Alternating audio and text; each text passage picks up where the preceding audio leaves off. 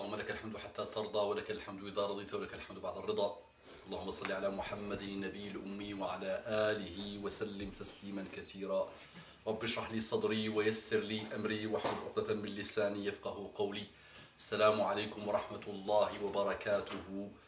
Que la paix d'Allah subhanahu wa ta'ala, sa miséricorde et ses bénédictions soient sur vous, mes frères et sœurs partout dans le monde. Bonjour mes frères et sœurs en humanité. Donc aujourd'hui, dans l'Europe d'aujourd'hui, il y a ce mystère, ce venin, cette masturbation intellectuelle que quelques-uns ont trouvé pour continuer à diviser le monde et continuer à semer la haine. On parle des métastases de l'identité nationale. Les métastases de l'identité nationale, l'heure est grave. À chaque seconde aujourd'hui, les médias diversent leur venin et on continue, sondage par-ci, émission par-là, rencontre avec un homme politique par-ci, à cracher des venins et on ne se rend pas compte de ce qui risque de se passer. Oui, ceux qui ont lancé ça savent ce qui va se passer. Et ça les intéresse, ils aiment ça, ils en raffolent. Mais moi je parle de ceux qui ont un minimum de raison et un minimum de raisonnement. Ceux qui ont un cerveau et un cœur. Et j'essaye de leur demander de ne pas tomber dans les pièges de ceux qui vont finir dans la poubelle de l'histoire. Vous savez très bien que tous ceux qui lancent ce type de débat, qui a commencé en France, dans ce pays que j'aime, que j'ai toujours respecté, que j'ai toujours admiré, ce pays qui était un pays de tolérance, un pays ouvert, un pays avec des centaines et des centaines et des centaines d'origines, de pays, de couleurs. On trouve tout type de personnes, tout type d'expérience, tout type d'origine, et c'est des gens qui ont toujours fait la grandeur de la France. Mais depuis quelques années, un petit nain qui n'arrête pas de sautiller, qui est beaucoup plus dangereux que le Front National. Vous savez, le Front National est clair, il dit ce qu'il pense, il dit haut tout ce que pas mal de monde pense bas. C'est ça, hein, le Front National est direct. Sachant que je n'ai aucune admiration, ni respect, ni affection pour ce groupe, mais il y a des gens comme ça existe. Mais au moins ils disent ce qu'ils ont dans la tête ou d'une manière directe et souvent imbécile, et souvent maladroite et souvent conne. Par contre, le petit nain qui n'arrête pas de sautiller, il a commencé en disant on va nettoyer la banlieue avec de Karcher. Il a continué sur sa lancée, petit à petit. Ça avait commencé avant lui par le Jacques, le pauvre, qui est en train de payer aujourd'hui ce qu'il a semé, qui va lui aussi malheureusement finir dans la poubelle de l'histoire.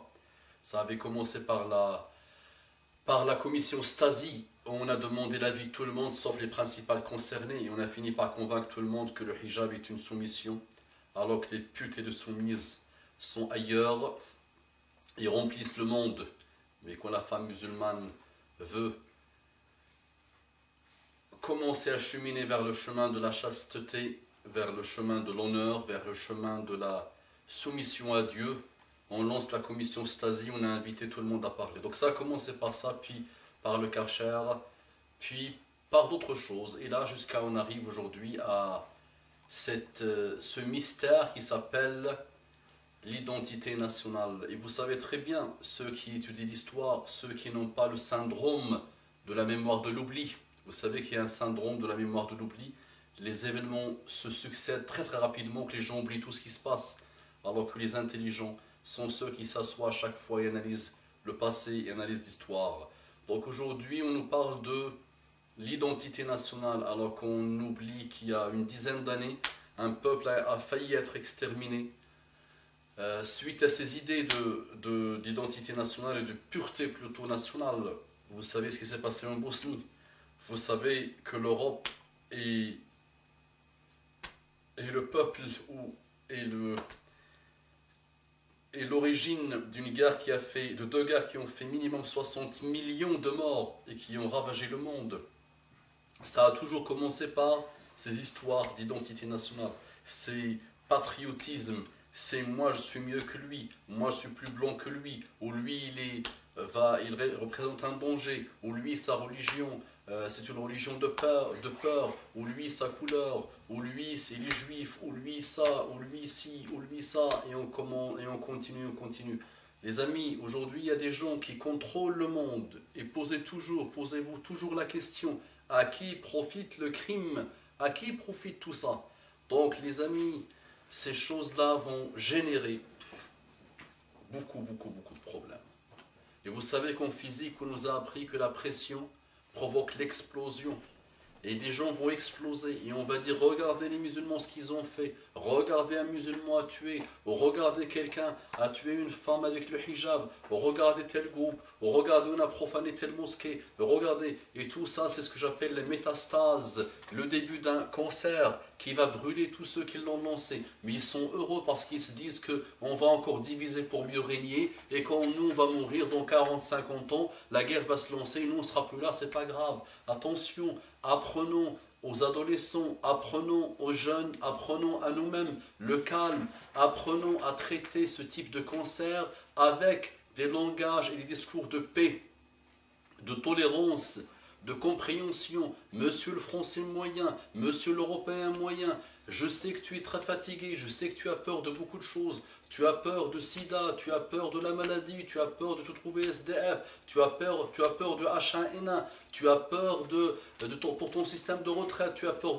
pour beaucoup de choses. Et on te rajoute, le petit nain et sa bande t'ont rajouté d'autres peurs malheureusement. Et la plus grosse peur qu'ils sont en train de te mettre dans le cerveau, c'est la peur de l'islam et des musulmans. N'oublie pas mon frère en humanité, que ce musulman est ton voisin. Ce musulman, c'est lui qui a bâti la France et l'Europe. C'est lui qui a bâti les autoroutes, c'est lui qui a bâti les universités, c'est lui qui a bâti, c'est lui qui a fait tous les travaux que tu ne voulais pas faire, ou que tes grands-parents ne voulaient pas faire. Et aujourd'hui, il finit dans les foyers, elle est en train de mourir dans les foyers. Et ces enfants, qui sont malheureusement complètement déboussolés, qui font des bêtises, qui explosent eux-mêmes de temps en temps, qui sont complètement à côté de la plaque, qui n'ont aucun niveau d'études pour la grande majorité. On ne les retrouve pas dans les écoles d'ingénieurs, on ne les retrouve pas du tout dans le journalisme, dans les endroits où on peut les trouver.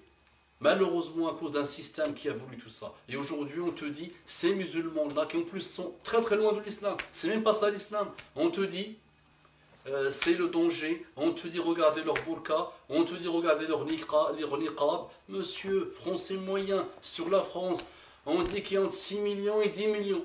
La statistique mensongère c'est 5 millions. Ok, il y a 5 à 6 millions, on va dire allez, 6 millions de musulmans en France. Combien représentent les femmes qui portent le niqab? Et vous savez très bien que toutes les statistiques ont démontré que c'est des femmes converties. Qui leur a imposé ça?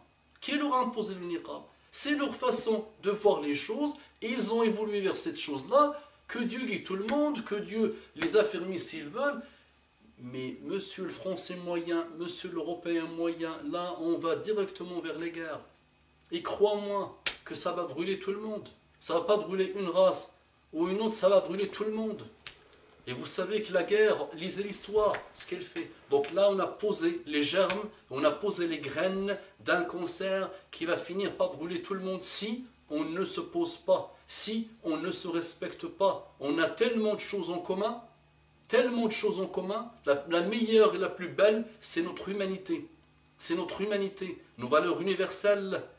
Le musulman, c'est ton voisin. Le musulman, il t'en donne un coup de main. Le musulman, s'il prépare un couscous, il te le donne. Regarde le musulman au niveau local. Ne vois pas ce qu'on essaie de dire sur le musulman au niveau national avec ce cancer qui s'appelle l'identité nationale.